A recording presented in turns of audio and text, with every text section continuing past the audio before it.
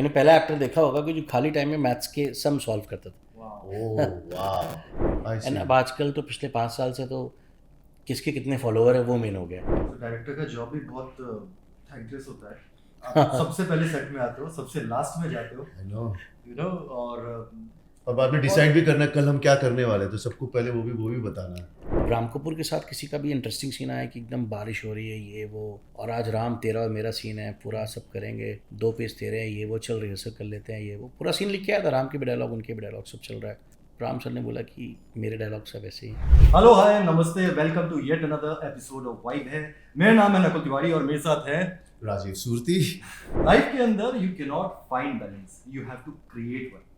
और आज के जो हमारे गेस्ट हैं वो बैलेंस बहुत अच्छे से कैसे मेंटेन किया जाता है वो समझ गए। क्या है कि फिल्म की या सीरियल की शूटिंग के अंदर जो यूनिट होती है उसके अंदर प्रोड्यूसर, डायरेक्टर के असिस्टेंट डायरेक्टर्स और साउंड और लाइट्स और बहुत सारा यूनिट होता है। अब भाई जो डायरेक्टर का काम होता है वो बैलेंस क्रिएट करके रखना होता है, और अक्सर इस काम में दिमाग बहुत गर्म हो जाता है लोगों का। लेकिन हमारे डायरेक्टर है आज के, उनकी नेगेटिव बात सुनने को हमें मिली नहीं, जितना फाइंड आउट करने का कोशिश किया हमने। तो sir, how is that possible? First of all let us know. यार मुझे तो ऐसा सच कभी मैंने ऐसा सोचा ही नहीं कि टीवी है, रोज़ काम करना है, स्ट्रेस हो गई, लेकिन अगर आप वो रोज़ सोच के आओगे, कर के आओगे, then again next day you have to face the same situation again. Correct. तो फिर आप बेटर है कि जो है उसको देखो। वाह, दैट्स अ ग्रेट एटीट्यूड। क्योंकि टीवी में यू एब्सोल्युटली राइट, इतने सारे chaos और क्या टाइम का मामला होता है, यानी आप यू हैव टू डिलीवर, कुछ भी हो जाए। एंड वो होगा, रोज़ ही होना है वो। राइट। आप अपने पॉजिटिव एटीट्यूड के साथ बस आप करते रहिए, चीज़ें हो जाती हैं। बट सर, कोई actor, all the actors love you, all the team, direction वगैरह, एवरीबॉडी, मतलब जिससे हमने पूछने की कोशिश की, अरे he is a sweetheart, he is a sweetheart. So how actually कभी एक होता है कि इनहेरेंट क्वालिटी होती है आपके अंदर भी, राइट। जो भी, चाहे वो अपब्रिंगिंग से जोड़ लीजिए, चाहे एजुकेशन से जोड़ लीजिए, हम थिएटर करके भी आए, तो कहीं ना कहीं बहुत सारी नॉर्म्स एंड बेसिक चीज़ें हमें पता होती है कि यार किस चीज़ को डील कैसे करो। और मेरा हमेशा मानना क्या होता है कि ना, पहले एक्टर को देखो कि वो क्या कर रहा है, कैसे करेगा, क्या चाह रहा है। राइट। तो मैं पहले एक्टर को रीड करने की कोशिश करता हूँ, अच्छा। एज एन ह्यूमन बीइंग भी और एज एन एक्टर भी, उसको राइट। अपने पॉइंट ऑफ व्यू से। और मुझे दिखता है इसकी ये रेंज है, ये यहाँ तक कर सकता है, तो कोशिश करता हूँ उसके ज़रिए ही काम कराया जाए उससे। तो मेरे लिए भी चीज़ें आसान हो जाती हैं, उसके लिए भी चीज़ें आसान हो जाती हैं। अगर मैं अपना ही परसेप्शन लेके चलूँगा कि मुझे ऐसा ही चाहिए, वो किसी और तरीके से वैसा कुछ करना चाह रहा है, तो फिर चीज़ें क्लैश होंगी। लेकिन अगर उसके करने से भी मुझे वो चीज़ें मिल रही हैं, राइट। तो better go in that way only ना, कि वो भी कन्वीनियंट हो और मेरे लिए भी अच्छा हो।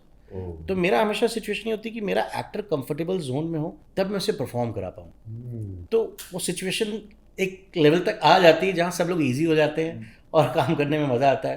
रात में 9 बजे पैकअप होता है तो हम हंसते हुए घर जाते हैं। मतलब 9 बजे आप पैकअप कर पाते हो? मेरा अभी तक तो रिकॉर्ड ये रहा है कि लोगों ने बोला है कि ये आ जाएंगे तो 9 बजे पैकअप हो जाएगा। बस यही रीजन है एक्टर्स प्यार करते हैं। ये भी रीजन है। सर की जो जर्नी रही है बहुत कमाल की रही है।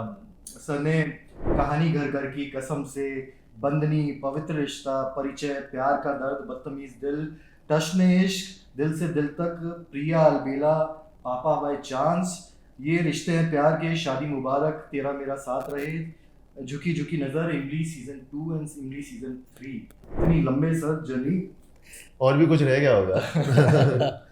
सर, पवित्र रिश्ता के अंदर Sushant Singh Rajput was your actor. How was working with him, और ऐसी क्या क्वालिटी थी जो देखकर लगे कि भाई ये लंबा जाना है? जैसे कि आपने कहा कि वो आप एक्टर लेके आता है कुछ, तो उसमें ऐसी एक्चुअली कुछ पवित्र रिश्ता मैंने लास्ट के 3-4 मंथ्स किया था, Okay. अराउंड 2012 में। मेनली उसको डायरेक्ट किया था Kushal Javeri, ji. Is one of my friend. तो वो, लेकिन लकली मुझे सुशांत के साथ काम करने का मौका भी मिला उसमें। And that time around he was trying to switch from TV to film. Film. अच्छा, ओके। तो वो फेज में मैं था। So he was not new when No, you no, joined. no. Okay.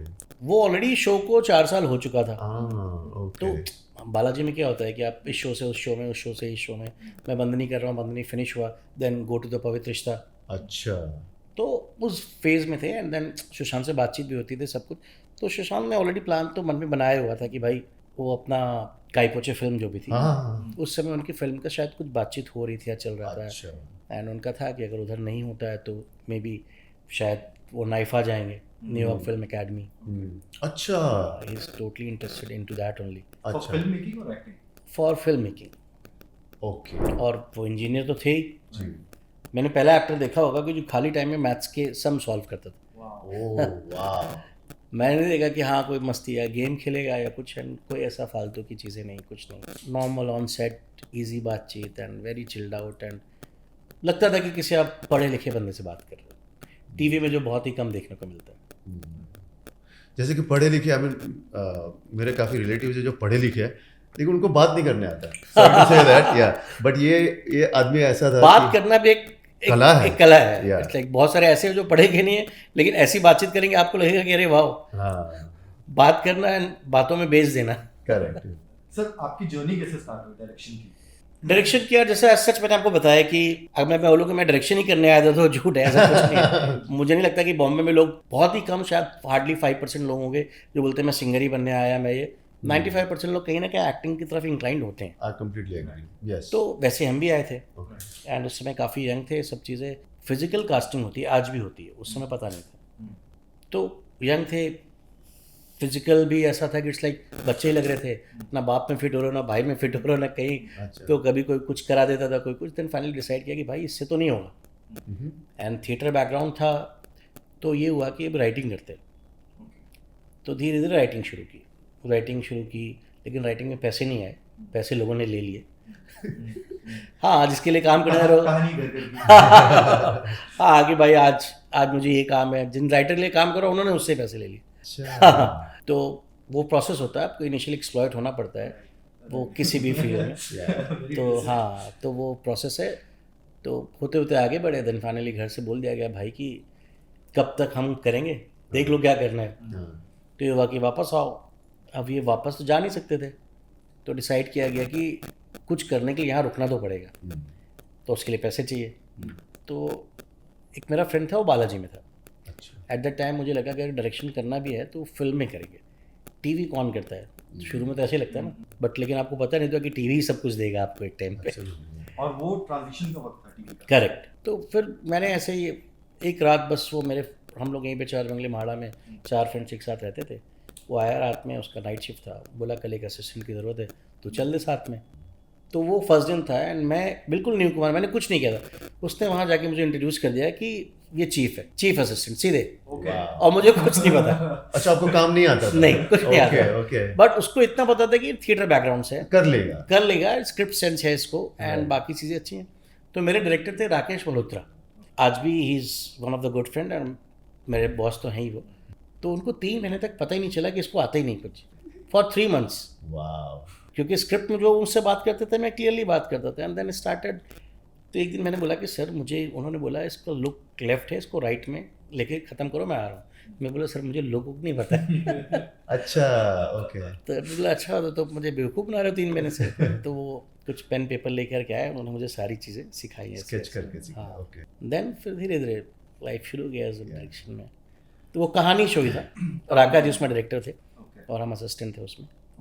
तो वहीं पे पहला ये ब्रेक। हमारी इंडस्ट्री का बहुत अच्छा है अगर जो किसी को काम नहीं आता है ना सो वो सिखाते हैं, लोग भी सिखाते हैं। आप नहीं, काम लेकिन करते करते मेरा मानना पड़ेगा, आपको बोलना पड़ेगा कि मुझे नहीं आता। नहीं आता है करेक्ट, आज की डेट में प्रॉब्लम क्या है, लोगों को नहीं आता और वो बोलते भी नहीं। वो डेंजरस है, वो काम बिगड़ जाता है फिर वो बिगड़ेगा उनके लिए। या करेक्ट। और इतना कट थ्रोट है ना सर टेलीविजन की, आप मतलब लोगों का टाइम नहीं है वहाँ पे सिखाने का, बिल्कुल नहीं। आपको एक्स्ट्रा एफर्ट डालना ही पड़ेगा। सर कहानी घर घर की आपने बात की, 1600 एपिसोड हुए थे, ऑलमोस्ट 8 साल शो चला है। सो जब आप आए थे मेरे ख्याल से 2004 में एज एन असिस्टेंट शुरुआत किया था। ओके, 2008 में 2008 में बंद हुआ और 2008 में अराउंड 8 months मुझे मौका मिला था उसको डायरेक्ट करने। 8 मंथ्स। 8 months। और आपको मौका किसने दिया था डायरेक्शन के लिए? अब तो क्रिएटिव डायरेक्टर है मीतू, उन्होंने बोला कि करो, एंड मोस्टली साक्षी मैम थी, उनको पता था कि भाई लड़के हैं काम कर रहे हैं, तो कहीं ना कहीं वो भी इंसिस्ट करती थी कि नहीं मीतू कितने डायरेक्टर बदल गए, तो जो लड़के इन हाउस हैं मेहनत कर रहे हैं इसको चांस दो। हाँ कि सुर पता हाँ, है उनको सब कुछ। करेक्ट। यस कि लोग आ रहे हैं, डायरेक्टर आपने 150 डायरेक्टर बदल गए, एटलीस्ट अब मौका है, ये अच्छा काम कर सकते हैं। तो वो उन्होंने इंसिस्ट किया और वो चाहती थी कि इसको मौका दो। वाह हाँ। फेथ रखा है तो कहीं ना कहीं मेरे शुरुआत में Meetu as a creative head, and Sakshi ma'am का बहुत बड़ा हाथ है जो मैं आज यहाँ पे हूँ। वाह वाह, मैंने भी कल ही काम किया साक्षी जी के साथ में, फर्स्ट टाइम काम किया। हालांकि हम काफ़ी नेबरिंग बिल्डिंग में रहते हैं, हम मिले हैं, बट यानी हाय हेलो ही हुआ है, ज़्यादा नहीं। बट फर्स्ट टाइम मैंने काम किया, she is so good, so good. वहाँ पर रिहर्सल में भी टाइम पे आना, प्रॉपरली रिहर्सल करना, बीट को समझना, उसके बाद में शूट के टाइम पे जितनी बार करा वो करती थी। शी इज़ वेरी स्वीट, या बहुत मजा। डांसिंग में भी बहुत अच्छी है। अरे एक्सप्रेशन क्या दिया उन्होंने, यानी वो कैरेक्टर के हिसाब से, ऐसा नहीं कि अगर जो आपको, जैसे कि हम जब कोरियोग्राफ करते हैं तो किसी को हम डांस देते हैं तो वो खुद का भी लेके आते हैं, करेक्ट, बट वो कैरेक्टर कहाँ ना कहाँ छूट जाता है। सो वो मेरे ख्याल से फिल्म कोरियोग्राफी में बहुत इंपॉर्टेंट है कि आप कैरेक्टर के साथ में वो एक्सप्रेशन दे, यू नो। सो वो उनको पता है। I was very impress with her, sorry. Sir कहानी जब आपने डायरेक्ट करना शुरू किया, बहुत साल हो चुके थे ऑलरेडी शो को चलते हुए, और इतने टाइम कोई शो चल जाता है तो शो के बाद बीच में बहुत सारी नेगेटिविटी हो जाती है अमंग्स एक्टर्स, और क्योंकि नए नए में जोश होता है, हर रोज का काम होता है, being an actor I can tell you negativity हो जाती है लास्ट में। सो वो उस मौके पे आपने आके वो चीज़ को कैसे टैकल किया, because it was your first job as direction, as a director, main director. Actually क्या होता है कि वो उस टाइम की बात हो या आज टाइम की बात हो, वो हर शो में कहीं ना कहीं शो की ग्रोथ के साथ ये सारी चीज़ें आती हैं। अच्छा, जब शो चलता है, पीक पे होता है, तो सबको लगता है शायद मेरी वजह से है, शायद मेरी वजह से है। एक किसी का ट्रैक आया तो रेटिंग आ गई तो लगता है कि मेरी वजह से आई। तो कहीं ना कहीं वो घर की बात होती है ना, एक परिवार में भी जहाँ हम बोलते हैं ना 10 लोग रह रहे हैं तो खटपट कुछ ना कुछ होती है। तो जब 14 घंटे आप साथ बिता रहे हैं तो खटपट होगी। तो उसको टैकल करने का सबसे बेटर तरीका है कि एज अ डायरेक्टर हम उस जोन में जाते ही नहीं। अच्छा, कि मेकअप रूम में या कमरों में क्या हो रहा है उससे हमसे क्या लेना देना। एंड हमारा बस ये होता है कि हम कहीं ना कहीं एक्टर्स को इंक्लाइन करते हैं उस टाइम पे भी, या बातचीत करके कि we have to think about projectively for show only. Show से तो कोई बड़ा रोज़ आप अगर अपने एक्टर्स को कहीं ना कहीं मोटिवेट करते हो, इस बारे में बात करते हैं कि साथ में बनाना है, साथ में करेंगे, तो मुझे लगता है वो हो जाता है। एज अ डायरेक्टर मैं हमेशा कोशिश करता हूँ, आज भी पहले भी, कि मैं अपने एक्टर से रोज़ बात करूँ अपने शो के बारे में। ये नहीं कि बस वो सीन करके आया है, मैं सीन कर लूँगा और सीन खत्म हो गया, मैं घर चला गया, हो चल नहीं। एज अ फैमिली, ताकि आपको उसको नॉर्मली भी टाइम मिले कि क्या चल रहा है क्या नहीं चल रहा है, तो आप उससे कई बार पर्सनल बातें करके भी काम निकालते हो।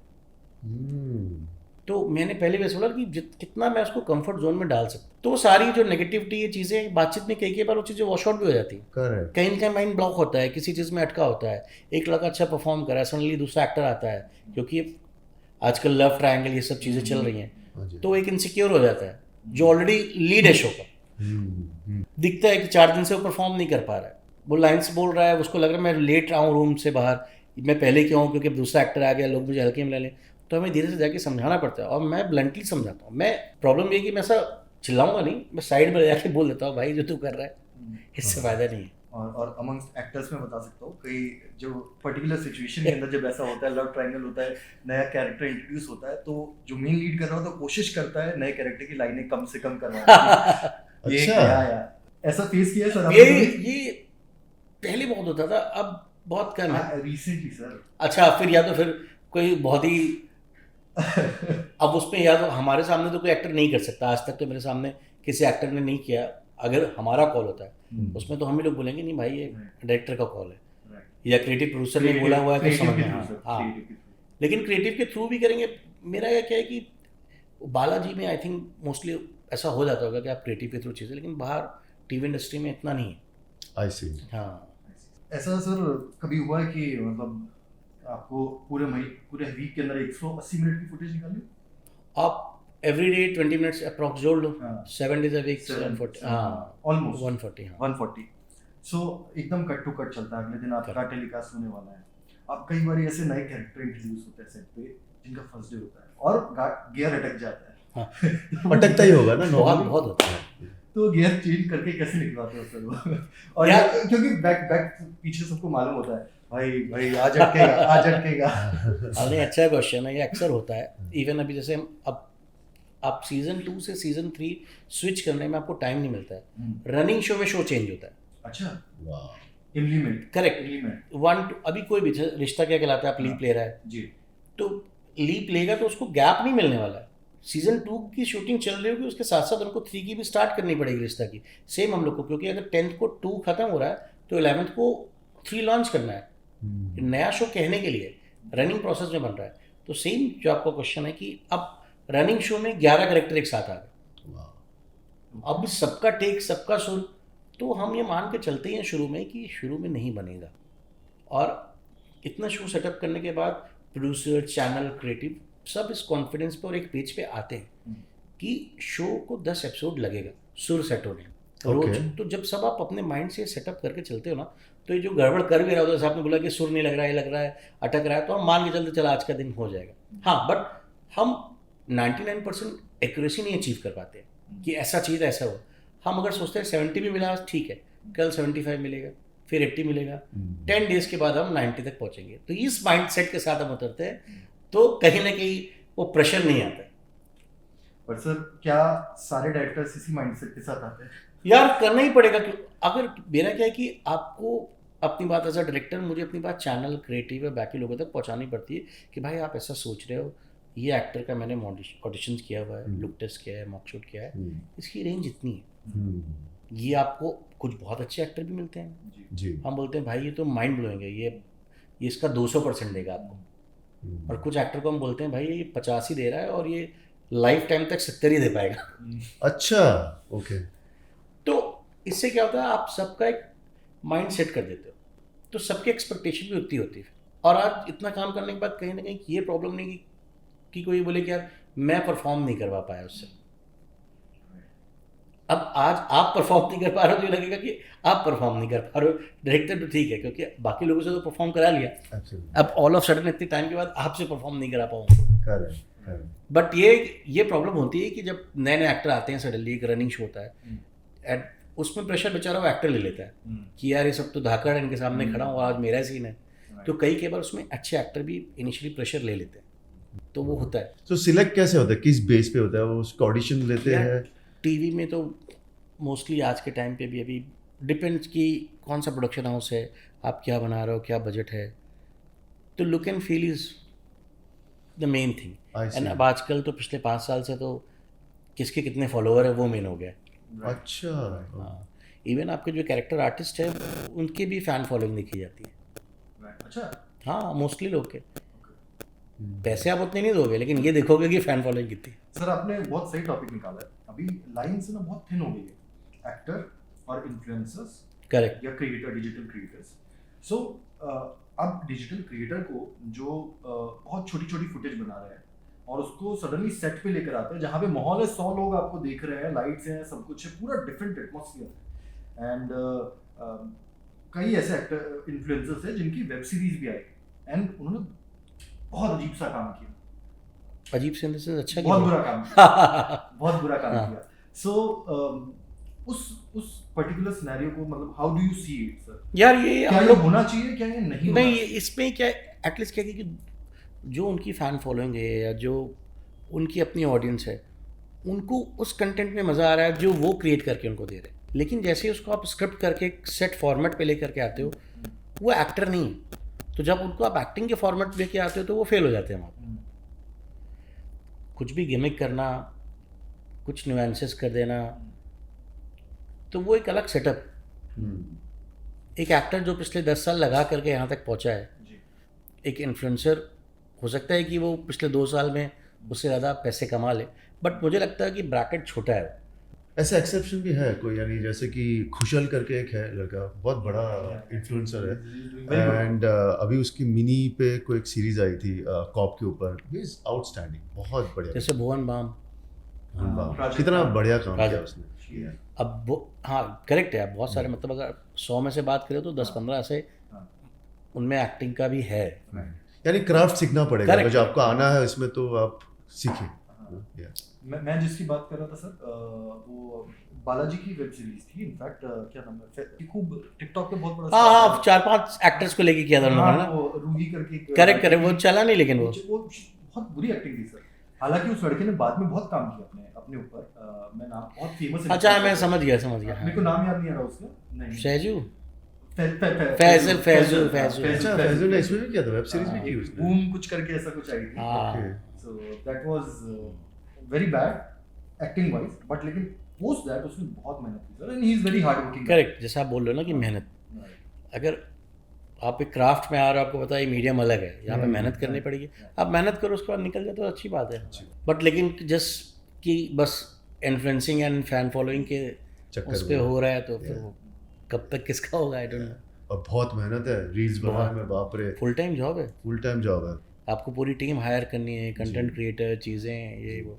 ऐसा लगता है लोगों के शायद कि ऐसे घूम के 2 रीलें बना देंगे, या 30 से आपका मैंने इंस्टा देखा सर, पूरे एक्टिव हो रखे उस पे। वो all credit goes to my wife. अच्छा, हाँ, वो अगर मुझे इंसिस्ट नहीं करती, चीज़ें नहीं होती तो मैं नहीं करता वो, ओके, क्योंकि मेरा कोई बिलीव ही नहीं था। मुझे लगा मुझे क्या ज़रूरत है, मैं क्यों करूँ, मेरा पहले ऐसे ही था। लेकिन फिर ये हुआ कि नहीं भाई, ज़रूरी है, कुछ तो चाहिए। 30 सेकंड्स में मजा तो बड़ा आता है। बहुत डिफिकल्ट और क्या एक साथ में फटफट आप सिर्फ देखते रहते हैं ना, जो अच्छा लगा आप देखते रहते हो, उसके बाद फट करके स्क्रॉल भी कर सकते हो। सो इट्स टाइम बहुत वेस्ट होता है यार। टाइम 2-2.5 घंटे कहाँ पे चले जाएंगे पता भी नहीं चलेगा आपको। आप 2.5 घंटे के बाद सोचोगे कि मैंने फ़ोन ओपन क्यों किया था। हाँ, एग्जैक्टली, हाँ, करेक्ट। मैं करने कुछ और वाला था, मैं चला गया कहीं और, फिर मुझे याद आता है कि शिट, क्यों मैंने क्या कर रहा था मैं फ़ोन पे। एंड कई बार तो ऐसा होता है कि मतलब मैंने एक्सपीरियंस किया कि कई बार आपका मूड स्विंग भी उसके अकॉर्डिंग होता है। आप नॉर्मल हो, कुछ हो, मॉर्निंग टाइम में आप जा रहे हो, अगर आपने 1 घंटा देखा गाड़ी में, सडनली आपके माइंड में कुछ और ही चीज़ें चलने लग जाती। सब कुछ करते हुए भी सब सही भी चल रहा होगा तो आपको लगता है पता नहीं मैं क्या कर रहा हूँ, मैं ठीक कर रहा हूँ नहीं कर रहा हूँ। आप 10 चीज़ें देख करके ना कहीं एवेलुएट करने लग जाते हो, तो वो प्रॉब्लम है। सर हमेशा ना एक पर्सपेक्टिव है टीवी शोज में, यानी मैंने की नहीं है तो क्या है, लोग कहते हैं कि आप सिर्फ लाइंस बोल दो तो आप अच्छा एक्टर हो, ऐसा नहीं है ना। ऐसा बिल्कुल है, हम तो इस चीज़ को मानते नहीं। और मेरा मानना क्या है कि मैंने जितने भी शो किए, अगर आप कभी उठा के शोज़ देखोगे जी, ना, तो टचवुड लोगों ने तो यही बोला है कि टीवी शो नहीं लगता जो तुम शूट करते हो। हाँ, वो थोड़ा लगता है कि इवन जैसे मैंने आपको पापा भाई चांद से एक शो बोला था, शाह भारत पे मैंने किया था, ये 2018 में। हाँ जी, तब चैनल ने बोला अरे यार ये वेब के जैसा शूट होता है, बोलो ना टीवी जैसा शूट। उनको नहीं चाहिए था ऐसा। नहीं, लेकिन मेरा क्या है कि मैं थोड़ा कोशिश हमेशा करता हूँ कि मेरा एक्टर रियलिस्टिक हो, रियल बातें करे, नॉर्मल बातें करे, वो एक्टिंग नहीं करे। आज भी मैं कोई एक्टर आता है उसको पहला वर्ड यही बोलता हूँ कि मुझे एक्टिंग नहीं चाहिए, तुम बात करो सीन में, मेरा काम हो जाएगा, ये सिचुएशन है, बात करो। तो मैं हमेशा कोशिश यही करता हूँ। और जो भी लोग बोलते हैं टीवी एक्टिंग आप बोल के गलत बोलते हो। एग्जैक्टली, आपकी अप्रोच सही नहीं, इसलिए आप उससे ऐसी एक्टिंग कराते हो जिसका रेंज ही आपको नहीं पता है। हाँ, मुझे पता है कि मुझे आपसे काम क्या कराना, तो मैं टीवी एक्टिंग वर्ड ही नहीं यूज़ करूँगा। एक्टिंग है, एक्टिंग है। एब्सोल्युटली। आप अपनी कन्विक्शन के साथ करेक्ट चीज़ करोगे ना, तो टीवी और फिल्म आपको करना भी है। हाँ, प्रॉब्लम कहाँ होती है, स्क्रिप्ट। कई के बार टीवी में आप, जैसे आपने बोला ना 1600 एपिसोड में आप कितना रियलिस्टिक स्क्रिप्ट बना लोगे। कहीं ना कहीं रोज कुछ ना कुछ ऐसी चीज़ें आएंगी जिससे आप कन्विंस नहीं हो as an actor, as a director, या तो वो हमें थोड़ा अपने आप को फिर अगेन मोटिवेट करना पड़ता है। सेम चीज़ को करते हुए रोज़ कई बार लगता है अरे कल मैंने ऐसा बोला था, आज ऐसा क्यों बोलूँ, मेरा कैरेक्टर तो ये नहीं है। फिर again you have to motivate yourself. ये जो सिचुएशन है टीवी में, ये कहीं ना कहीं हमें एक डिफ्रेंशिएट कराती है टीवी और फिल्म में। आप 3 घंटे की एक बाइंड स्क्रिप्ट है जहाँ पे स्टोरी टेलिंग के हिसाब से आप आगे बढ़ते हो जी, यहाँ रोज स्पून फीडिंग कई बार आपको करनी पड़ती है। ओके, तो वो थोड़ा सा कहीं ना कहीं आपको कभी कभी फोर्सफुली कुछ चीज़ें करनी पड़ती।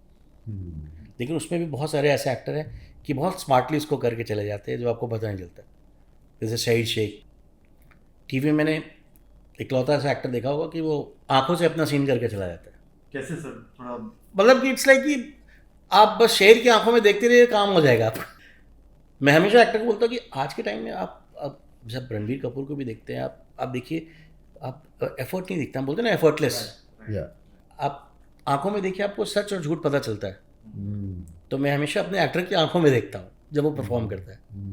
उसकी आंखें सही बोल रही तो मेरा सीन हो गया, आई सी, उसकी आंखें नहीं सही बोल रही तो झूठ बोल रहे हैं, नहीं हुआ सीन। आप किसी की आंखें देख लीजिए, आपका सारा काम हो जाएगा। और कैमरा तो पकड़ लेता है, कैमरा तुरंत, पकड़ लेता या। सर नकुल मेहता अभी जो एक्टर है, he is doing very good. Yes, yes. As an actor I like him very much. Yeah, क्योंकि नाम भी सेम है लेकिन जब प्यार का दर्द है मीठा प्यार। सो उस वक्त कैसा था सर, जब फर्स्ट डे पे आप उसके साथ शूट कर रहे थे, he was as good as he is today, या फिर with time he became better? Actually Nakul का इनिशियली भी सबसे अच्छा चीज़ था, नकुल बहुत ही सिंसियर है। नकुल को पता है कि मुझे ये काम अच्छे से करना है, मेहनत से करना है, समझ के आना है, पढ़ के आना है, जो आज के टाइम पे भी एक्टर्स नहीं समझते। नकुल वेरी फर्स्ट डे भी ऐसे ही था। तो एज एन एक्टर अप्रोच, एक मेच्योरिटी टूवर्ड्स योर कैरेक्टर, वो टाइम के साथ ग्रो करता है। तो नकुल उस लेवल पे आज ग्रो कर गया। एंड नकुल, लेकिन जहाँ हम मेहनत और सिंसियरिटी की बात करते हैं, नकुल पहले भी वैसे ही था, आज भी ऐसे ही। बहुत सारे ऐसे एक्टर होते हैं कि जो इनिशियली मेच्योर नहीं होते हैं, इतने सिंसियर नहीं होते हैं, सडनली 3-4 ईयर्स के गैप में आप देखते हो कि परफॉर्म भी कर रहे हैं, मेच्योर भी हो गया, सिंसियर। लेकिन नकुल शुरू से very dedicated to his work and he is like my family friend. हम लोग आज भी मिलते हैं, बातचीत होती है। तो नकुल की एक अप्रोच, चीज़ें मेरे ख्याल मस्त से आती हैं। हर एक्टर के लिए सबसे डिफिकल्ट है, एक बार आप थोड़ा सा सक्सेस हो गया ना, बाद में आप थोड़े से ढीले पड़ जाते नहीं, वो नकुल में वो चीज़ नहीं है। नकुल That's आज very भी nice. बहुत काम में ईमानदार हैं। वाह। And is very passionate about his work. And सबसे इम्पोर्टेंट कि एज अ एक्टर के अलावा he is very good human being. आपसे बातचीत कैसे क्या है, इवन अपने को एक्टर्स के साथ बातचीत करना, वो आपको कहीं से ऐसा फील नहीं होने देता है कि यार मैं एक्टर हूँ, मैं लीड हूँ। वो आपके फैमिली फ्रेंड की तरह, उसको भी पता है कि ये सब ईजी होंगे तो हम मिल के अच्छा शो बना पाएंगे। एब्सोल्युटली। और भी लोग परफॉर्म करेंगे तो वो भी अच्छा दिखेगा। Correct. एब्सोल्युटली। तो वो वैसे एक्टर है, वो शहीर, ये सब में एक क्वालिटी है कि वो टीम को साथ लेके चलना चाहते सर आउट ऑफ जितने भी एक्टर्स के साथ आपने काम किया है, ऐसा कौन सा था जो रिहर्सल बहुत करता है, मतलब कि भाई तोड़ के रिहर्सल करेंगे ताकि सीन फाड़ के आएगा? हैं। नकुल मेहता नकुल का है सो कितने सो स्क्रिप्ट कब तक मिलती है, अगर जो कल शूट है? यार, इट डिपेंड्स। अब तो टीवी में हो जाता है। 5 मिनट पहले भी ट्रस्ट मी। It depends. कभी होता है कि आपको कल रात में मिल गई, कभी बोला जैसे उन्होंने बोला 5 मिनट पहले। और हमारा तो मोस्टली क्या होता है कि जो शो मैं अभी कर रहा हूँ इमली, उसमें तो ऐसा प्रॉब्लम नहीं आया।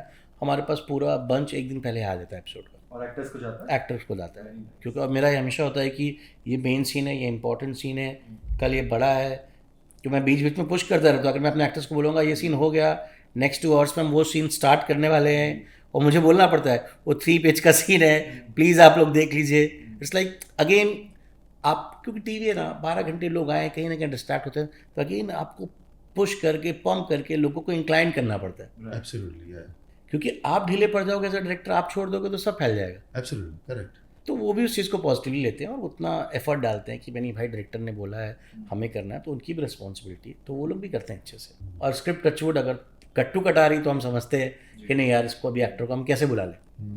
टीवी में ये प्रॉब्लम है, तो स्क्रिप्ट कहीं ना कहीं कट्टू कट तो मिलती है। लेकिन आपने बहुत अच्छा कहा कि मैं उनसे बात करके वो सीन समझा देता हूँ कि आप जैसे हम लोग बात करो ऐसे करिए, यू नो, कि वो सिर्फ मैसेज कन्वे हो जाए। इट्स नॉट लाइक कि शब्द से जो लिखा है वही शब्द बोलना है। नहीं, कई बार होता है कि अब आज के यंग एक्टर्स में एक थोड़ा सा इशू ये है कि एक डायलॉग का एक वेटेज होता है। कुछ डायलॉग राइटर्स बहुत अच्छे होते हैं, वो बहुत अच्छी लाइन से लिखते हैं, अच्छा। और हमारे यंग एक्टर्स में वो मीटर में बैठता नहीं उनके।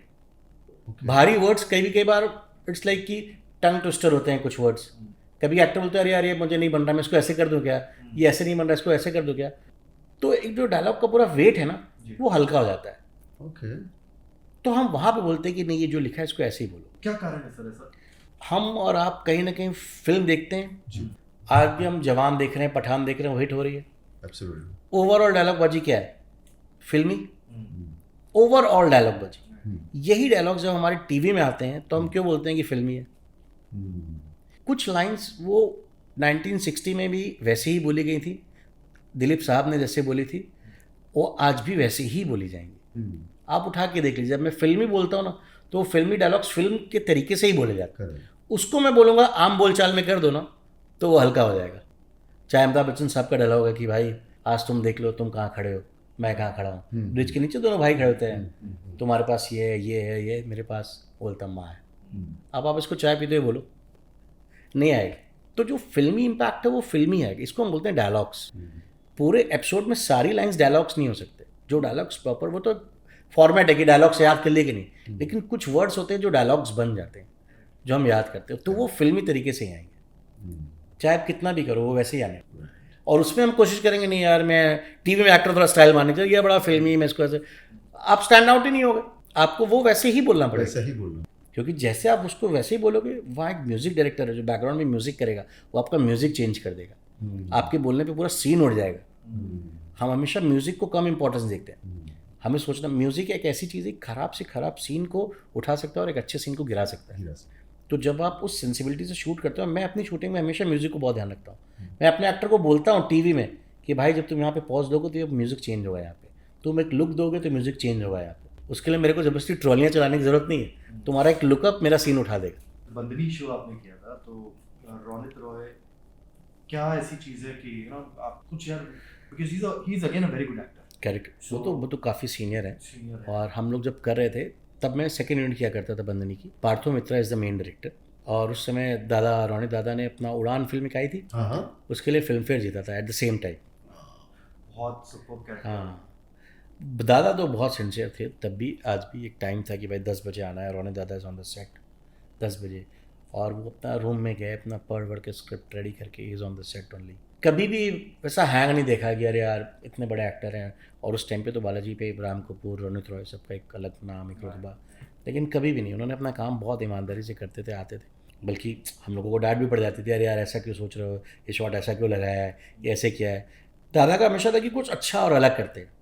ही जनरली यूज टू से द वर्ड कि आई हेट मीडियोक्रिटी, इसके ऊपर क्यों नहीं सोचते हैं, टीवी कर रहे तो क्या हुआ, अलग से सोचो। तो डायरेक्टर का जॉब भी बहुत थैंकलेस होता है।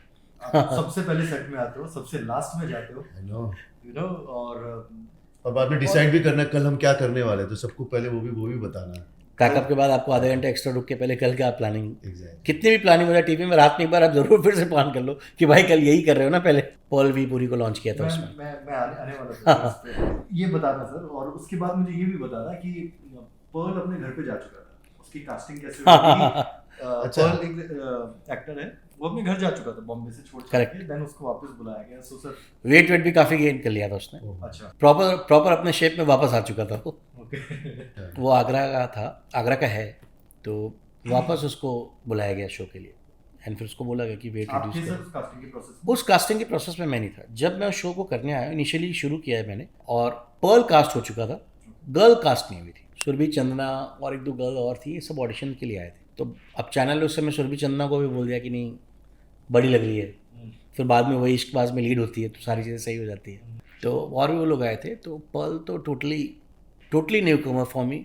और उसके लिए खुद के लिए भी वो न्यू कमर ही था। मतलब आज भी हम बात करते हैं चीज़ें होती कैसे, मतलब पल के साथ बहुत मेहनत करनी पड़ी थी। शायद वो अकेला एक्टर होगा जिसके साथ मुझे सेटअप में इतनी मेहनत करनी पड़ी होगी आज तक। As in workshop, not workshop, मतलब पर्सनली भी, मतलब कॉफ़ी मग भी अगर पकड़ना है तो पर्ल के साथ आधे घंटे की मेहनत होती थी उसमें। अच्छा, बॉडी जेस्चर के साथ। हाँ, बट वो काफ़ी इट्स लाइक बहुत डांट खाता था, बहुत सारी बातें भी सुनता था, लेकिन वो ईमानदारी से लगा रहता था कि आप बोलो, आप गाली दो मुझे, बताओ। हाँ, उसका एक प्लस पॉइंट था कि म्यूज़िक वाइज वो अच्छा था। तो वो शो भी रॉकस्टार का था, गाना गाना है, म्यूज़िक बनाना है, चीज़ें करना है। तो वो जो एक गाना है उस शो का बहुत पॉपुलर हुआ था उस समय, झुकी झुकी सी नज़र, ऐसा कुछ था वो गाना। वो गाने का वीडियो देखेंगे तो आपको लगेगा नहीं कि पर्ल नहीं गा रहा है गाना, आपको लगेगा पर्ल ही गा रहा है गाना। That's achievement. हाँ, दैट्स अचीवमेंट। एंड उसके बाद से तो तब से उसने बहुत ग्रो किया। आज भी we are like family friends. अभी उसकी फिल्म यारियाँ 2 रिलीज़ हुई है। मेरा ऑपरेशन हुआ था, उसने मैसेज भेजा था, मैं स्क्रीनिंग पर जा नहीं पाया। अच्छा। हाँ, अच्छा कर रहा है लाइफ में, अच्छा लगता है देख के। उसने हर फेज़ में, हर समय, चाहे उसने नागिन शुरू किया, जी का शो किया, वो हर समय फ़ोन करता था कि सर अभी नेक्स्ट कैसे करते हैं, क्या करते हैं। वो कहीं ना कहीं अपना मेंटोर चीज़ें मानता है, और गाइडेंस के लिए हम लोग बातचीत और आपस में करते हैं। डिफ़िकल्ट, अस्मिता सूद एंड पर्ल विपुरी दोनों ही नए थे, और एकदम नए लोगों के साथ एक डिफरेंट लेवल का रोमांस आपको क्रिएट करना हो, उसमें प्रॉब्लम आती है। और plus outdoors location, Symbiosis college में जाके हमने 15 डेज शूट किया। थ्रू आउट पूरे में शूट नहीं होता? थ्रू आउट नहीं हुआ था, इनिशियल एपिसोड्स वहाँ पे शूट हुए थे। और आप जब आउटडोर जाते हो तो लिमिटेड टाइम पीरियड होता है, टाइम में ख़त्म करना है। उसमें आपको एक्टर को सिखाना भी, काम भी करना और अपना भी काम ख़त्म करना, और दोनों ही एक्टर ने। तो वो जो प्रोसेस था सिखाने करने का ना, वो बहुत पेनफुल था। क्योंकि कई बार एक टाइम पे आपको लगता है यार आज हो गया, टीवी में हम भी होता ना कि 2 दिन बता दिए, नेक्स्ट 3rd डे फिर वही बताना पड़ रहा है। कितनी बार सिखाऊंगे यार तुझे? तो वो था थोड़ा प्रोसेस। एंड उसमें आउटडोर लोकेशंस बहुत थे इनिशियल 15 डेज। ऐसा हुआ सर, एकता मैम का फोन आया, क्या कर रहे हो यार, क्या कर रहे हो?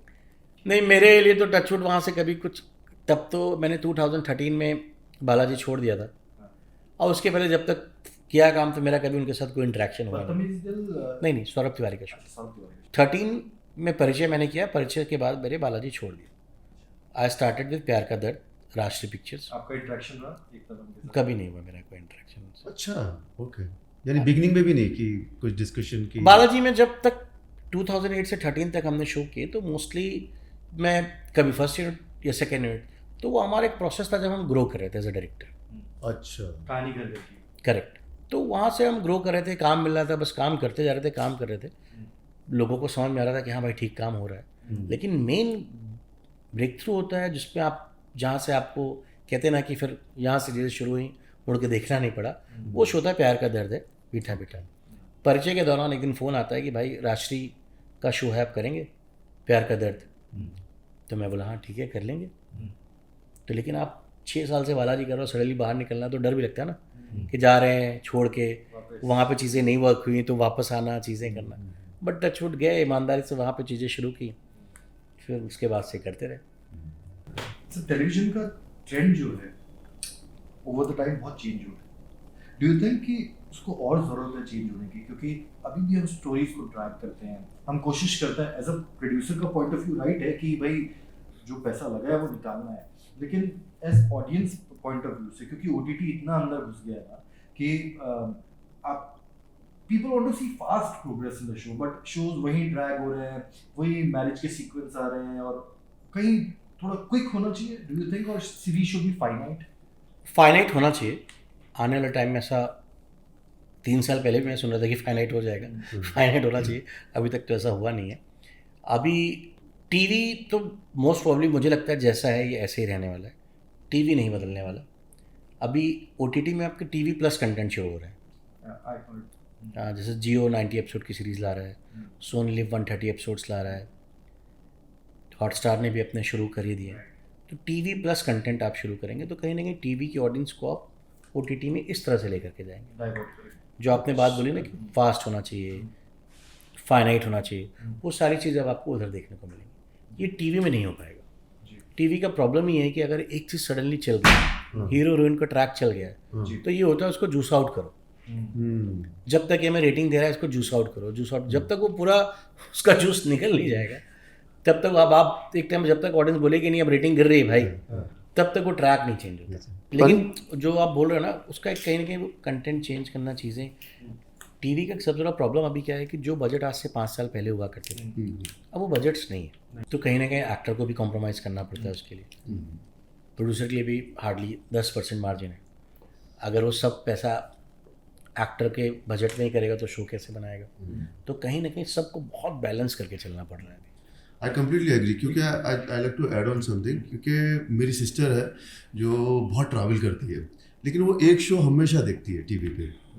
तो मैं उसको कहता हूँ कि यार 10 दिन हो गया तूने, अभी तेरे को तो you have to cope up ना, सब बाकी सब भी एपिसोड देखना पड़ेगा। नहीं नहीं, इसमें क्या स्लो चलते रहता है ना, जब भी मैं देखूंगी ना मुझे पीछे का भी समझ में आ जाएगा। So I really like the idea, I mean, and she has this thing कि वो खाना खाने के टाइम पे लैपटॉप पे वो चीज़ देखती है।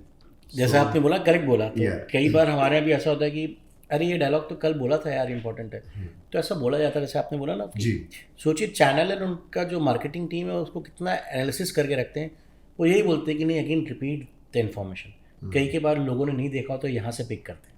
करेक्ट। तो जो आप बोल रहे हो एग्जैक्टली करेक्ट चीज़ है वो। और इसलिए कई बार हम एक्टर ही बोलता है यार ये लाइन बोलनी ज़रूरी है, कल तो बोले थे, तो हम बोलते नहीं बोल दो, हो सकता है किसी ने मिस किया हो तो फिर निकल जाएगा। उसको हम अपने वर्ड में बोलते हैं spoon feeding. Spoon feeding, yes. कई के बार बहुत बेसिक सी चीज़ें होती है लेकिन हमें कहीं डायलॉग में उसको रखना पड़ता है।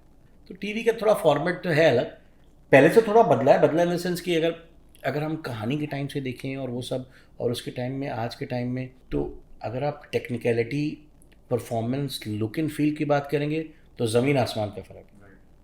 वो कहाँ 25-30 लाख के शो बनते थे जहाँ पे टेक्निकलिटी कुछ नहीं होती थी, लुक एंड फील होता ही नहीं था, एंड परफॉर्मेंस का लेवल भी डिफरेंट था। अभी चीज़ें बदली हैं बट बजट पूरा कम हो गया है। उसके बाद हम बेटर लुक एंड फील के शो देते हैं। अच्छा, बजट कम हो गया है? बजट बहुत कम है कोविड के बाद मोस्टली ऐसा। कोविड के बाद एंड एक टाइम पे जब अपना टीवी में स्ट्राइक हुआ था, ओके, ओवरऑल टीवी शोज बंद हो गए थे फॉर अ मंथ, तब आपका कलर्स लॉन्च हुआ था पहली बार जब स्ट्राइक रीओपन हुआ था। तो उस समय it's like act union association ये सब का बहुत था कि बजट ये वो, भाई प्रोड्यूसर को पैसे कहाँ से आएंगे? चैनल से आएंगे। चैनल ने बोला मेरा इतना ही है, तो सब बैकआउट कर गए। तो ये बस स्ट्राइक ही कर दो, नहीं दिखाएंगे हम। तो black day for TV for 1 month, 1 महीने तक कोई शोज नहीं कौन आए। से साल की बात है सर? ये बात होगी अराउंड 2010 और 11, 2010 आई थिंक। अच्छा। ओके 10 अक्टूबर नवंबर दिसंबर ऐसा कुछ रहा होगा, I am not sure about the date on. तो ये 100 महीने तक टीवी में कोई शो नहीं आए थे। करीना एंड इमरान था उसमें, वेगस में हम लोग शूट कर रहे थे, तो उसमें राम कपूर थे। उसके बाद तो फिल्म और वेब सीरीज में तो उन्होंने कितना काम, अब तो कितना काम कर रहे हैं। बहुत बढ़िया एक्टर है। एक्टर तो सुपर्ब है। आप उड़ान जिसकी मैं बात कर रहा था, जी जी जी। उसमें रोनित और राम कपूर दोनों थे। हम्म, आप कभी दोबारा फिल्म देखिएगा, राम कपूर ने भी बहुत बढ़िया परफॉर्मेंस किया था उसमें। राम कपूर का ये है कि मतलब आपका 2 पेज का सीन है हाँ और राम कपूर के एक भी डायलॉग नहीं है, हाँ। 2 पेज में आपको ही बोलना है, तो भी सीन राम कपूर का हो जाएगा वो। अच्छा वो ऐसा क्या करता है सर? मेरा मानना होता है कि ना रिएक्शन बहुत इंपॉर्टेंट चीज़ है। यार, बोलना सबसे आसान है। सामने वाले के लिए भी। अच्छा बोल दोगे, बुरा बोल दोगे, आड़ा बोलोगे, टेढ़ा बोलोगे, बोल ले जाओ, लेकिन आपकी बातों पर जो मैं रिएक्ट कर रहा हूँ ना, वो reaction is mainly performance there. तो राम कपूर जी तो परफॉर्मेंस में और रिएक्शन में तो खा जाते थे सीन। एक बार ऐसे एक सीन था, महेश गुप्ता करके एक एक्टर है, वो थे उस सीन में। तो अब राम कपूर के साथ किसी का भी इंटरेस्टिंग सीन आया कि एकदम बारिश हो रही है ये वो, और आज राम तेरा और मेरा सीन है, पूरा सब करेंगे, 2 पेज तेरे हैं, ये वो, चल रिहर्सल कर लेते हैं, ये वो पूरा सीन लिख के आया था। राम के भी डायलॉग, उनके भी डायलॉग, सब चल रहा है। राम सर ने बोला कि मेरे डायलॉग सब ऐसे ही हैं, मैंने काट दिए अपने, तू ही बोलना। क्या? हाँ। और वो सीन आप देखे तो लगता है राम कपूर के सीन है। मैं कुछ नहीं बोलना महेश, तू ही बोलेगा उसमें। तो सीन चुरा लेने वाले लोग हैं। अच्छा, और साक्षी मैम के साथ तो उन्होंने बड़े अच्छे लगते हैं, 1 2, बहुत successful। उनको एक्टर मिल गया ना अच्छा, सामने वाला एक्टर, हाँ जी, तो उनका काम करने का पैटर्न, चीज़ें, परफॉर्मेंस लेवल सब अलग ही, आपको एक मोटिवेशन मिलता है ना सामने। absolutely। उसके बाद आप देखिए बच्चे मिल जाएं, फिर आप उसके बाद क्या कराएंगे क्या नहीं, फिर वो 2 बोल रहा है, नहीं बोल रहा है, फिर वो 3 घंटे ले रहा है, तो वो भी बोलेंगे भाई तू मेरा खत्म कर, मैं चलता हूँ, उसका करते रहना। कसम से भी सर आपने किया है? हाँ तो उसका कुछ बताइए सर, ऐसा, क्योंकि प्राची नहीं थी शो के अंदर। हाँ। एक्चुअली शुरुआत में देखा जाए तो राम कपूर सर शुरू से लास्ट तक वही बॉस थे, उन्होंने ही सबको सिखाया करवाया, करते करते वो धीरे धीरे जैसे शो, मैंने बोला ना, जैसे शो ग्रो करता है, हाँ जी, सडनली सब ग्रो कर जाते हैं, absolutely। यहाँ से भी, पैसों से भी, हर तरीके से। तो प्राची देसाई को तो उस शो से तो काफ़ी फेम मिला था। एंड राम सर, सबकी बॉन्डिंग चीज़ें, विवियन की भी एंट्री उसमें हुई थी।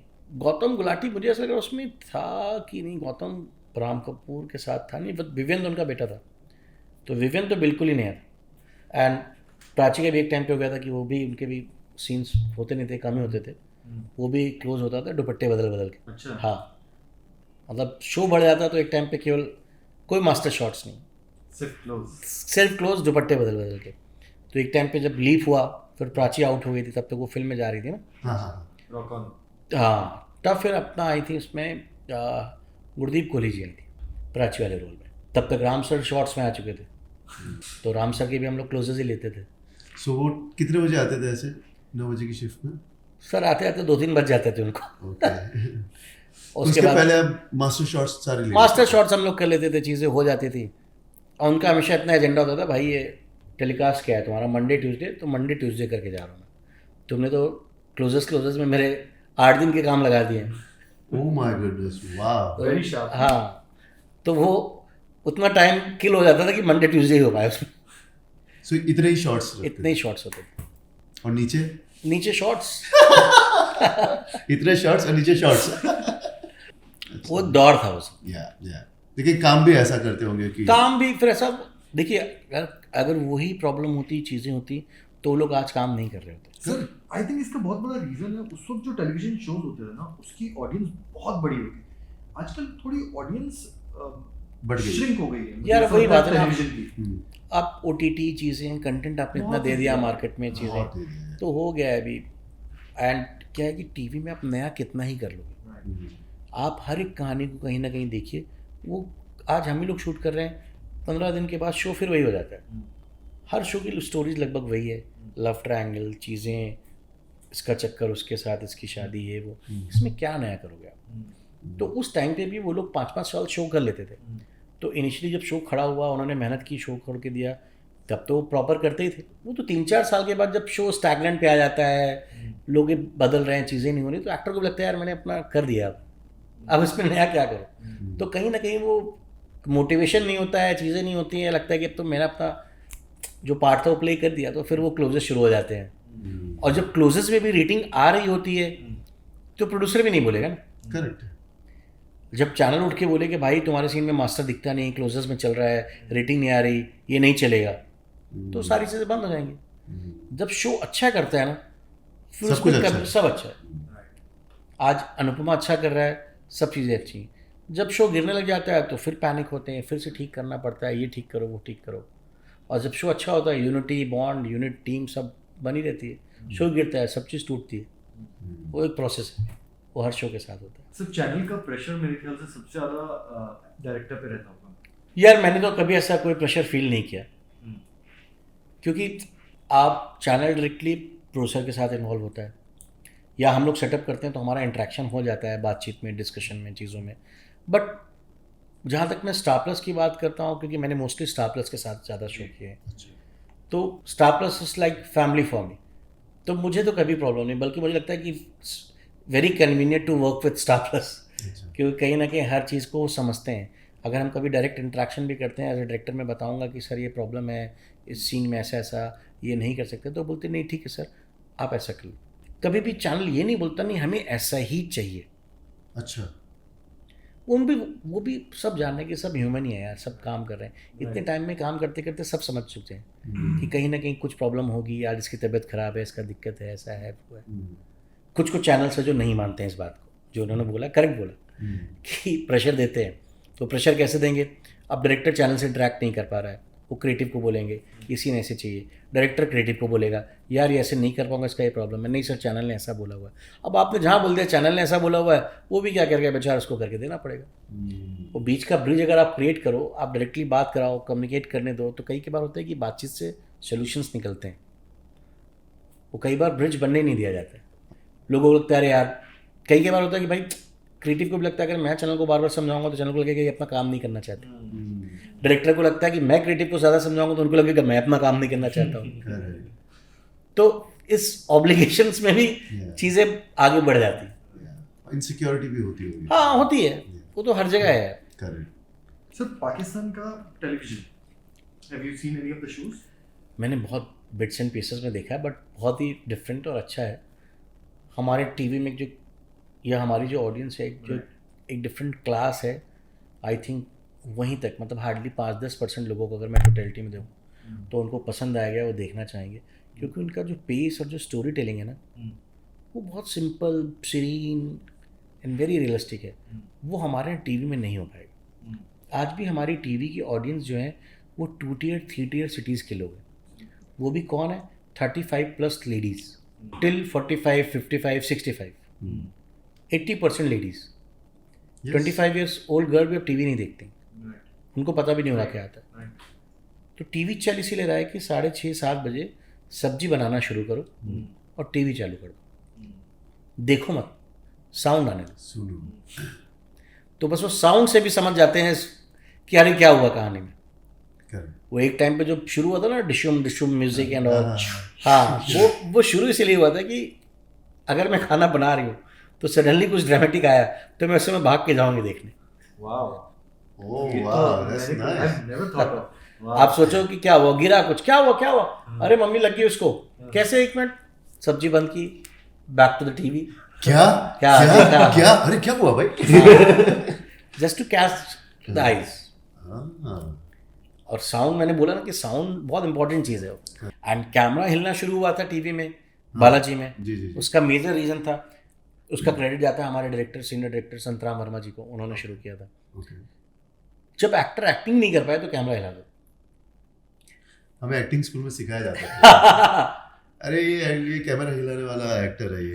अब कैमरा हिलाने की जरूरत कब पड़ती है? आप बातचीत करो तब तो कैमरा नहीं हिलेगा। करेक्ट। मैंने हमेशा बोला कि रिएक्शन से पता चलता है कि एक्टर की रेंज कितनी है। और बहुत सारे एक्टर बेचारे रिएक्शन में फंस जाते हैं। जब बहुत इंपॉर्टेंट सीन आते हैं तो स्पेशली जब कोई शॉकिंग रिएक्शन देना है या एकदम नम फील कर रहे हैं, उनको समझ नहीं आ रहा है कि मुझे क्या करना चाहिए, ऐसे में वो कभी कभी डेड हो जाते हैं एक्टर, और हमें लगता है रिएक्शन ही नहीं मिला। तो उस समय फॉर्मेट आया था कि बस आप हिलाओ कैमरे को और म्यूजिक क्रिएट कर दो। तो लगेगा बहुत बड़ी बात होगी, इस पर बहुत बड़ा इम्पैक्ट आया है, हम्म। सीधे इसके ब्रेन को हिट किया उसने। तो वहाँ से वो शुरू हुआ। अब तो खत्म हो गया लगभग, ना अभी तक खत्म हो गया, हाँ, अभी तो आप कैमरा मिलाओगे तो एक्टर भी बोल देगा सर क्या कर रहे हो ये। ओल्ड स्कूल हो गया। हाँ, मैं करूँगा ना, मुझे करना। लेकिन बहुत अच्छा इसके पीछे जो थॉट है बहुत बढ़िया थॉट है, no it worked really well. अरे हमें लगता नहीं, हमें तो लगता है कि हम डायरेक्टर हैं, राइटर है, एक्टर है, हम सब लोग मिल गए, प्रोड्यूसर ने शो पास करा लिया, शो बना रहे हैं। बट चैनल के पीछे उनकी एक मार्केटिंग टीम है, एक जो हर वीकली सर्वे कर रही है। स्टार प्लस में बहुत होता है, और बहुत प्रोमिनेंट तरीके से, बहुत अच्छे तरीके से, जो अलग अलग शहरों में जाते हैं, उनके रिव्यूज़ लेते हैं, किस बीच आपने क्या देखा, क्यों देखा, क्या अच्छा लगा, क्यों नहीं अच्छा लगा।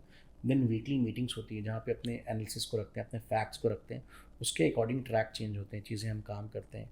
तो स्टार प्लस ये सब चीज़ों पर बहुत ध्यान रखता है, अपने सर्वेस को, चीज़ों को।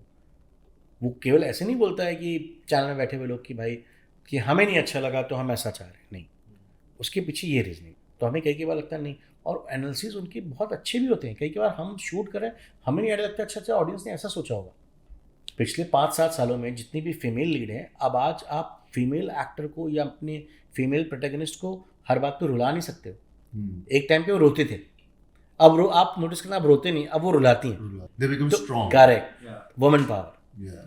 अब वो टाइम आ गया है कि उनकी अप्रोच, उनकी बातचीत, उनकी चीज़ें, वो सही गलत में उनका पॉइंट ऑफ व्यू होगा, रियल लाइफ में भी एंड ऑन स्क्रीन भी।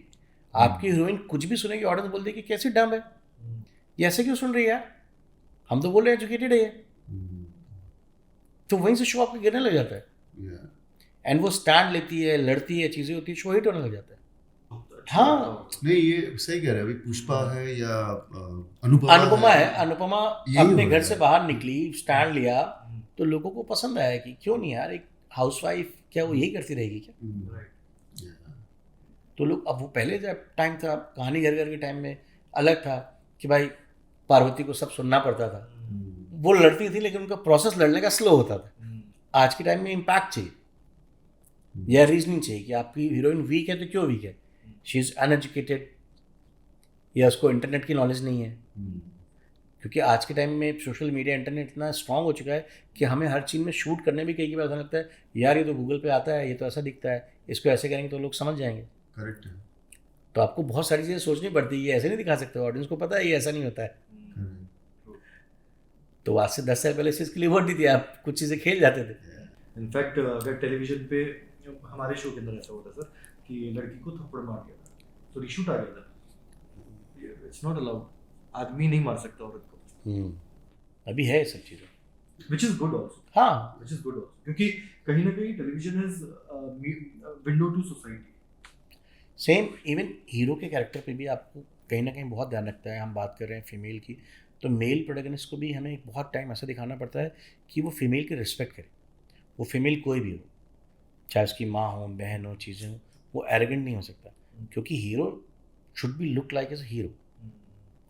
टीवी में बहुत अच्छा, हम लोग इमली 3 कर रहे थे कि साई केतन को हमने थोड़ा एरोगेंट बनाया, वो लंदन से आया, चीज़ें कर रहा है, उसकी स्टेप मदर है, उसकी बहन उसको प्यार नहीं करती है, लेकिन वो हीरोइन से भी रूट बात नहीं कर सकता था। एक सीन था जिसमें शायद इनिशियली शायद उसने हीरोइन को थप्पड़ मारा था, दोनों का इंट्रैक्शन नहीं हुआ, she is some Bagal, and वो एक्सीडेंटली एक बार में पहुंचता है, उसको ड्रिंक करना पड़ता है, एंड देन किसी बात पे लड़की को थप्पड़ मारता है।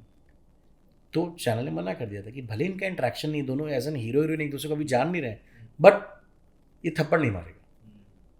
तो अभी ये सब चीज़ थोड़ा हो गई कि लोग समझदार भी है, एंड दूसरा कि आप थप्पड़ मार के आप अपनी हीरो को जस्टिफाई कैसे करोगे। एग्जैक्टली, ग्रे शेड हो गया। हाँ, आपको उसका ग्रेस तो बना के रखना पड़ेगा।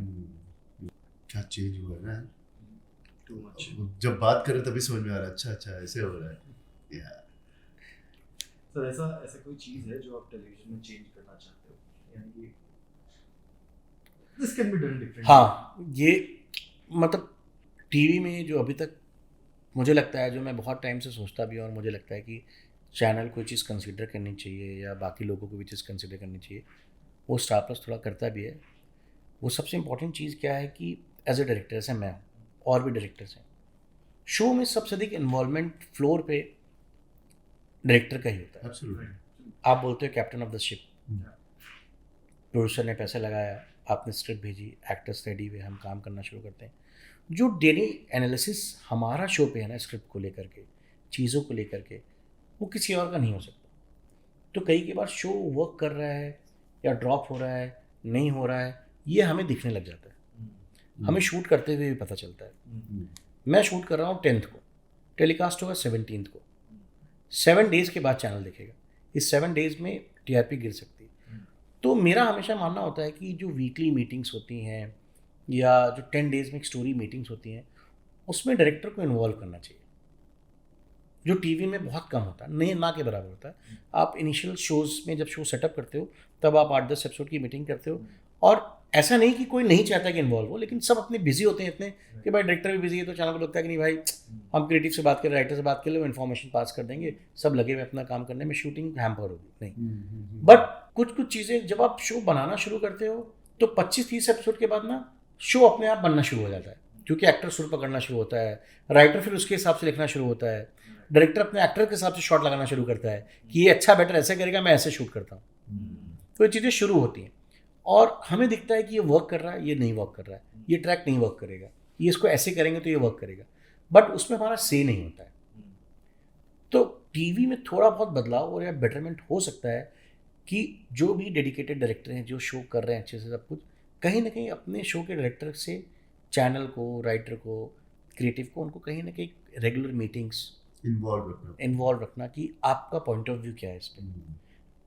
क्योंकि मैं भी बोल रहा हूँ कि एक वीक में आपको रेटिंग पता चलती है जो आप तब ड्रॉप हो चुकी थी। मैं तो आज शूट करते हुए बोल रहा हूँ कि नहीं चलेगा, तो आप नेक्स्ट डे मेरे से बात करेंगे तो अगले दिन हमसे उस पर काम करना शुरू करेंगे। आप 10 दिन बाद देखोगे 10 दिन की ऑडियंस से जा चुकी पीछे, वो स्विच हो जाती है, क्योंकि आप तो आज का देखते देखते चैनल टीम लोग देखते देखते 15 दिन के बाद बातचीत शुरू करेंगे। हमें तो आज ही करते हुए पता चल रहा है कि ये गड़बड़ है, नहीं वर्क करेगा। तो कहीं ना कहीं हम लोग की बातें भी सीरियसली बहुत टाइम ली भी जाती हैं, होता भी है, बट लेकिन एक फॉर्मेट होना चाहिए कि जिसमें एक रेगुलर मीटिंग में डायरेक्टर को इन्वॉल्व करके just for the show progression, कि शो और अच्छा कैसे करे राइटिंग टर्म पे। एनीथिंग एल्स, यानी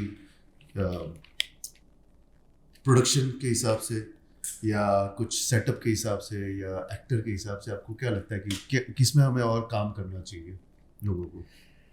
टीवी में आज के टाइम में सबसे इम्पोर्टेंट चीज़ है कि भाई बजट तो क्रंच हो चुके हैं जी। जो भी शो हम करते हैं करने जाते हैं तो पहले दिन से सबका ये बोलना कि यार बजट बहुत कम है, बजट बहुत कम है, सभी लोग बोलते हैं अच्छी चीज़ें पहले से कम हो गए हैं। हाँ कम है, जी। लेकिन मेरा मानना है कि ये कहीं ना कहीं ना थोड़ा सा बजट कम है, आई नो सबको पता है, लेकिन इस अप्रोच से वेरी फर्स्ट डे का शूटिंग स्टार्ट करना that is very negative for show. बहुत सारे लोग अपना शो शुरू इसी बात पे करते हैं, अरे छोटा है रे, नहीं हो जाएगा, नहीं अरे नहीं, हाँ अरे नहीं, तो धीरे धीरे वो एनर्जीज ना उस शो के साथ जुड़ने लग जाती हैं। तो क्योंकि प्रोडक्शन क्या होता है कि आपको प्रोडक्शन करना आना चाहिए। कई बार होता है कि भाई ये 10 रुपये में से 8 मैं यहाँ यूज़ करूँगा, 2 यहाँ, वो स्मार्टली वो फोटे प्रोडक्शन का है वो करके दो। आप रोज़ ही बोलोगे ये नहीं मिलेगा, ये नहीं करेंगे, ये नहीं होगा, ये नहीं होगा, तो कहीं ना कहीं शो हैम्पर होता है उससे। और एज ए डायरेक्टर हमें भी समझ में आता है कई बार कि नहीं यार ये चीज़ महंगी है, ये मत करो।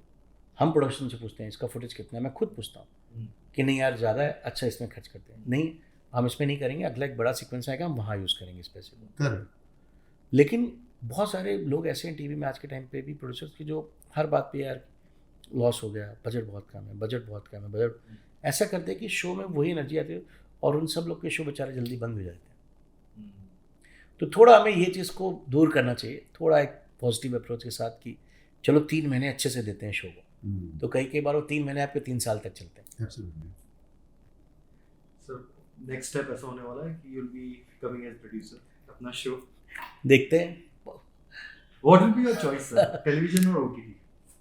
इनिशियली यार टेलीविज़न, जहाँ से शुरू किया है वैसे ही करेंगे, क्योंकि एक बार सबको बेस चाहिए। और टीवी में ओटीटी में फ्रैंकली हम कितनी भी बात करें, ओटीटी के लिए हम न्यूकमर ही, तो आप एक प्रोफाइल बनाते हो, चीज़ें करते हो, कंटेंट ज़रूर वो एंटरटेन करेंगे, लेकिन एक सेटअप आपका होता है तो आप एंटरटेन करते हैं। नहीं तो फिर आप ऐसे घूमते रहो, भागते रहो, सुना रहे हो, कर रहे हो, चीज़ें पास नहीं होंगी, बनेगा नहीं। सोचते तो सब हैं, लेकिन मैं आपको प्रैक्टिकल बता रहा हूँ क्या होगा, क्योंकि ओटीटी में सबको एक बड़ा नाम, बड़ा प्रोडक्शन, बड़े फिल्म मेकर्स, ताकि मार्केटिंग एंड पैकेजिंग में वो बिक जाए। तो अननेसेसरी कि नहीं मैं तो ओटीटी ही करना चाहता हूँ, करना सब चाहते हैं, करेक्ट, रास्ता क्या है वहाँ तक का। राइट। तो पहले बेस सेटअप सही होगा, अपने आप वो रास्ते खुल जाएंगे। अच्छा, who is your favorite actor जिसे जो अपना शो बनाएंगे तो उसे कास्ट करेंगे? नहीं नहीं, ऐसे तो बहुत सारे फेवरेट हैं, ऐसे नहीं बोलते। मेन लीड में किसे रखेंगे? नहीं मतलब मेरे लिए तो सब डोंट बी डिप्लोमेटिक। मेरे लिए तो सब, मेरा प्रॉब्लम है कि जो मेरे फेवरेट एक्टर होते हैं और जो मेरे लिए मेन लीड है, जो अच्छे एक्टर हैं, जब तक काम करते करते वो बेचारे सब फिल्म में शिफ्ट हो जा रहे हैं धीरे धीरे, तो फिर टीवी में उनको कास्ट करना बड़ा ही प्रॉब्लमेटिक हो जाता है। वो नॉट अप्रोचेबल हो जाते हैं फिर, और वो इतने बड़े काम करने लग जाते हैं, अच्छी बातें करें, फिर उनको टीवी के रोल के लिए और उस बजट में बुलाना डिफिकल्ट होता है। एक चाय तो बहुत होती है कि जैसे शहीर हैं, नकुल है, और भी एक्टर हैं, तो लेकिन अब सब इतना अच्छा काम कर रहे हैं, इतने बड़े हो चुके हैं कि आपको उस बजट में उनको, ये सब ओटीटी कर रहे हो अभी? अभी सब ओटीटी कर रहे हैं, अच्छा काम कर रहे हैं। बट इतना मुझे कॉन्फिडेंस है कि कभी कुछ अच्छा बनाएंगे, इनके लिए कुछ होगा तो वो, इनके साथ ही ओटीटी? हाँ मतलब कुछ करेंगे हम लोग मिलके अच्छा। बैलेंस अच्छे से manage किया। तो कैरेक्टर के ऊपर भी डिपेंड करता है कि हाँ किस पे मतलब जाएगा। इतना है कि मतलब वो, उनको इतना होगा कि अगर मैं कर रहा हूँ तो उनको लगेगा कि हाँ कुछ अच्छा होने वाला है, अच्छा करेंगे। एंड फिल्म्स, पहले ये, फिर उसके फिर बाद ओटीटी, फिर ये फिल्म। बहुत प्रैक्टिकली कि आज टीवी करते करते आपका सेटअप ऐसा हो जाता है कि आपको इट्स लाइक कि कहीं ना कहीं आपको एक सेटअप बैकअप का चाहिए होता है। और फिल्म इज़ द प्रोसेस कि वो ऐसा नहीं कि 2 महीने में 3 महीने में, लोग लगे रहते हैं, चीज़ें हो रही करते करते, आप तो देख रहे भी करते हुए भी। जी जी जी। हाँ, तो एक बैकड्रॉप आपको रेडी करना पड़ता है उसके लिए, फिर आप उधर जा सकते हैं। सर एज अ डायरेक्टर आप वन वर्ड में मुझे बताइएगा कि व्हाट यू वांट टू, मतलब आप जब सेट पे जा रहे हैं तो उस वक्त आपको प्रोड्यूसर से क्या चाहिए, एक्टर से क्या चाहिए, और आपके जो असिस्टेंट डायरेक्टर से क्या चाहिए, और जो बाकी यूनिट है उससे क्या चाहिए? प्रोड्यूसर से भाई मेरे को जो सीन का सेटअप है, जो लुक एंड फील है, वो करेक्ट मिल जाए, जो रिक्वायरमेंट्स है। असिस्टेंट जो मेरा है वो मैं हमेशा बोलता हूँ डायरेक्टर से एक स्टेप आगे चलो, जो मैंने सोचा भी नहीं हुआ उसकी तैयारी करके रखो। एक्टर से बस मेरा एक ही रिक्वेस्ट होता है, प्लीज़ इतना पढ़ के ज़रूर आना कि इस सीन में तुमको करना क्या, करवा मैंने, इस सीन में क्या हो रहा है, तुम क्या समझ रहे हो, इतना समझ के आना सीन में, करवाना मेरा काम। और मैं हमेशा अपने एक्टर को बोलता हूँ ब्लैंक हो गया, प्रिपेयर मत करके आना। अच्छा। क्योंकि मैं सब घुमा दूँ तो तुमको समझ नहीं आएगा कि अरे मैंने तो ऐसे पढ़ा था, मैंने तो सोचा था मैं दरवाजा ऐसे खोल के इधर जाऊंगा। Okay, even lines? नहीं, लाइंस तो आप प्रिपेयर करोगे, लाइंस पढ़ेंगे तो आपको लाइंस पढ़ के तो सीन समझ में आता है। जी जी जी। लेकिन बहुत टाइम हम माइंड में ब्लॉकिंग कर लेते हैं ओह, कि मैं ऐसे आऊंगा, ये बैठूंगा इस टाइम पे। अच्छा अच्छा। और टीवी की स्क्रिप्ट में तो सब लिखा होता है कि कब उठना है, कब बैठना है, कब खड़े होना है, कब जाना है। तो कई बार एक्टर बेचारे जो नए होते हैं वो इतना फॉलो कर लेते हैं कि सर ये लाइन तो मुझे बैठ के बोलनी है ना, हाँ, ओके ओके ओके। तो उसमें सब लिख देते हैं वो लोग, इवन रिएक्शंस तक भी लिख देंगे। अच्छा। फिर एकदम से मुड़ा। तो एंड क्रू और यूनिट से मुझे यही कि भाई कि सब काम फास्ट करें जिससे हम 9 बजे घर जा सकें।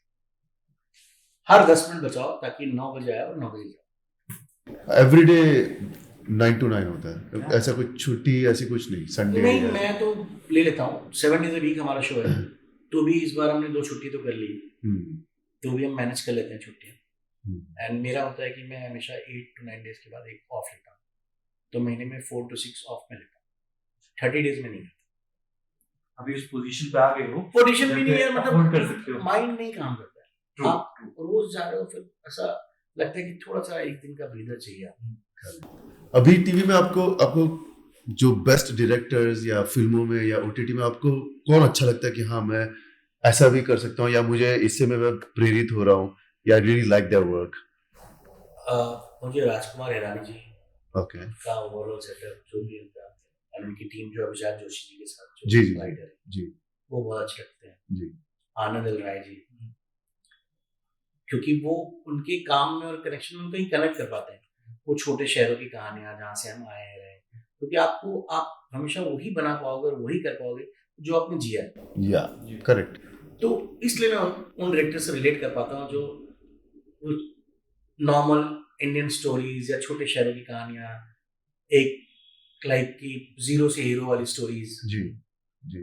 तो राजकुमार हिरानी जी, आनंद एल राय, एंड राइटर्स में भी उनका एक दाग भूल रहा है, पताल लोग एक सीरीज थी ना, हाँ वो एक्चुअली वो अनुष्का शर्मा के टीम के, ओके। क्योंकि उनके प्रोडक्शन में, राइट तो वो राइटर बहुत अच्छा लगता है, उनका नाम मुझे याद नहीं, ओके क्योंकि मैं स्ट्रेंजर थिंग्स तो Stranger सीरीज है, Things. हाँ, या उसके फैन हूँ मैंने अच्छा वो चारों सीरीज कई बार डाली अपने बच्चों अच्छा। के साथ। तो मेरा मानना है कि most of the OTT thriller films ना कहीं उससे बहुत इंस्पायर्ड है। नोटिस करें जो स्क्रीन प्ले का पैटर्न है ना, हाँ हाँ वो कहीं ना कहीं लोगों ने स्ट्रेंजर थिंग्स को बहुत फॉलो किया। पाताल लोक का पूरा पैटर्न स्ट्रेंजर थिंग के फॉर्मेट पे, आप स्ट्रेंजर थिंग्स देखो जी। और फिर पाताल लोक को देखो। इवन जो मेन कॉप है जी। स्ट्रेंजर थिंग्स में, जी जयदीप अलावत का रोल सेम था, या या एंड आप म्यूजिक पैटर्न एंड कैरेक्टर का इंट्रोडक्शन देखोगे तो सेम है। ओटीटी का सबसे बेस्ट थिंग अगर अच्छी राइटिंग है तो एक एपिसोड को किसी डेड एंड पे छोड़ना एंड सेकंड एपिसोड को एक किसी फ्रेश स्टार्ट से स्टार्ट करना, कि हमें समझ लगता है ये कौन आ गया, देन कैसे फिर स्टोरी जुड़ती है, फिर अगेन एपिसोड एक डेड एंड पे खत्म होता है। तो ये फॉर्मेट पाताल लोक में बहुत अच्छा फॉलो किया और ये स्ट्रेंजर थिंग्स का ही फॉर्मेट है। एंड एक्टर आपका फेवरेट एक्टर कौन है in Indian film industry and English? Indian में तो यार इट्स लाइक वैसे इंग्लिश में टॉम हैंक्स एंड अपना इंडियन में रणबीर कपूर मुझे बहुत अच्छा लगता है। हाँ रणवीर सिंह भी रणबीर सिंह बहुत अच्छा है, मतलब उनकी एनर्जी इतनी ज्यादा है कि मैं कहीं भी समझ नहीं पाता हूँ। मुझे थोड़ा सा सेटल, सादगी, सहज, जी जी हाँ कि जो नॉर्मली अपनी बातें कह के निकले आंखों से मुझे वो पसंद आता है। जो रणबीर हाँ कैरेक्टर है उसका ऐसे हाँ नाइस सर, बहुत अच्छा लगा आपके साथ बात Same करके, here, बहुत same सारी here. चीजें जानने मिली है। ऐसा लग रहा है हम 2-3 साल के बाद वापस करेंगे क्योंकि आप तब तक और अच्छे प्रोड्यूस कर चुके होंगे, you know. And thank you so much sir इतने सारे चीजें शेयर करने के लिए। Thank you it's my privilege to here. Thank you thank you so much Hi, my name is Ashish Srivastava. You guys are watching me on Vibe Hai channel, and please subscribe this channel, like and share, and give your valuable feedback. Thank you.